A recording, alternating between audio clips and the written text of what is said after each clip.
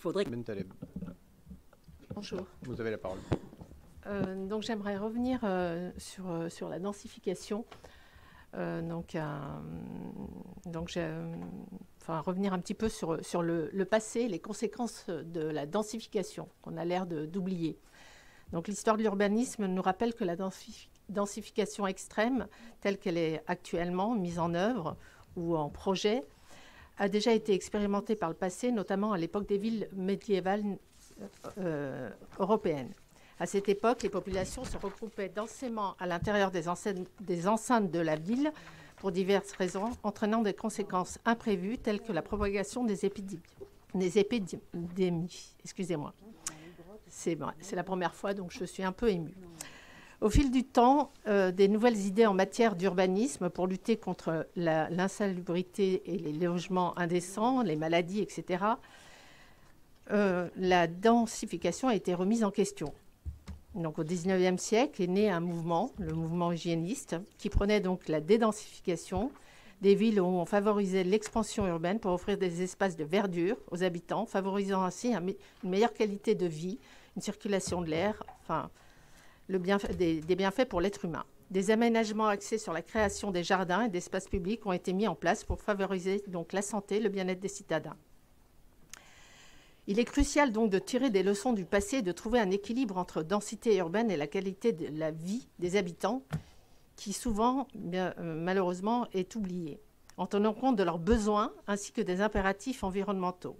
Malheureusement, la politique actuelle semble ignorer ces enseignements historiques au profit d'une densification urbaine rapide et souvent mal planifiée, compromettant la qualité des vies des citoyens.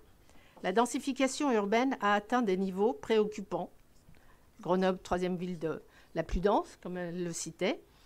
La densification urbaine donc, a atteint des niveaux préoccupants. Les nouveaux immeubles poussent comme des champignons,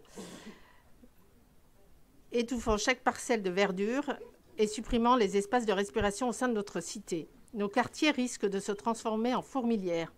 Pire encore, cette course effrénée vers la densification a engendré un phénomène redoutable, comme nous le voyons aujourd'hui, les îlots de chaleur insupportables. Surtout, des rues qui deviennent des pièges à chaleur. Les habitants cherchent désespérément un coin d'ombre où on peut se réfugier. L'absence de végétation et d'espace de respiration, ainsi que le choix de matériaux, aggravent ce phénomène, condamnant la ville à devenir un fourneau insupportable. Tous ces logements seront équipés de climatiseurs dans quelques années, donc aggravant les émissions de CO2. Ce qui manque cruellement dans cette politique, c'est l'imagination. Au lieu d'innover, de respecter, de repenser la ville dans sa globalité, vous vous contentez de reprendre les recettes qui sont à la mode sans tenir compte des conséquences à long terme. Ville dense au détriment de la ville verticale et non plus la ville horizontale. Les habitants assistent impuissants à la transformation de leur lieu de vie, à un environnement hostile. Il est temps donc de dire stop à cette politique et de réellement discuter sur la notion de densification. Nous demandons donc une vision plus équilibrée, plus humanisée, qui intègre vraiment les besoins des citoyens et qui respecte l'environnement. Je prendrai l'exemple des grands ensembles autrefois qui ont été présentés comme la panacée pour le logement urbain, nous offrent aujourd'hui une perspective fascinante sur les conséquences imprévues de nos choix urbanistiques. En effet, ils étaient considérés comme une solution idéale, une réponse ambitieuse au défi du logement urbain et semblaient incarner l'avenir de la vie citadine pour des milliers de citoyens. Mais aujourd'hui, nous subissons les conséquences. D'ailleurs, une partie des logements de la Villeneuve a été détruite. Alors, je ne sais plus si c'est a été détruit. Il y avait donc 2 architectes, Lacaton Vassal, qui avaient travaillé sur le projet et qui ont eu le prix Pritzker, connu internationalement, qui s'étaient proposés de travailler sur la Villeneuve et qui avait d'ailleurs, son projet était très intéressant. Et ils avaient dit, plutôt que de détruire, il fallait penser à transformer, réhabiliter. Et vous avez détruit des logements alors que vous dites qu'il y a une crise de logement importante, et on détruit des logements. Plus les gens se concentrent plus ils ressentent le besoin pressant de s'évader le week-end, de fuir la ville oppressante pour retrouver la nature et la tranquillité, loin de la pollution et le tumulte incessant. La voiture est devenue le moyen de rallier les endroits lointains où la nature règne en maître, alors que vous preniez un mode de déplacement doux.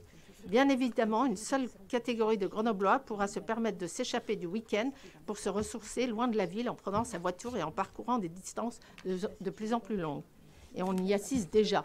Les gens qui ont les moyens, qui ont une résidence secondaire, eh bien les week-ends, ils préfèrent se retrouver à la campagne, dans leur maison secondaire, que plutôt d'être dans la ville, entassés, avec toute cette promiscuité et tous les conséquences que ça entraîne.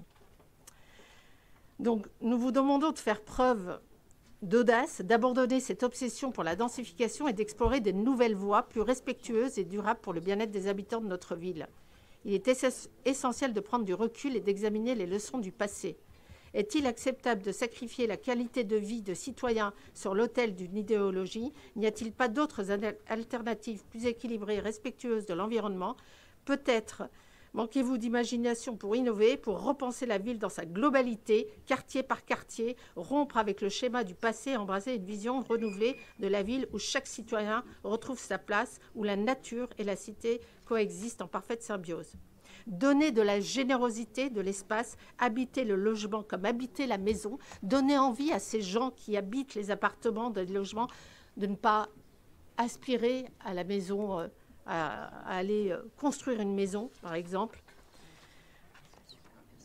Donc, avant tout, bien, c'est penser, réhabiliter, transformer, ajouter à l'existant, améliorer l'existant. Et quand on n'a vraiment pas d'alternative, on construit. Mais on a déjà beaucoup de choses à faire en matière d'existant. Voilà. Très bien. Merci. Très bien. Je suis un peu désolée, je suis un peu émue, donc je ne trouvais pas tout à fait mes mots. Mais bon, voilà. Je vous en prie. Très bien.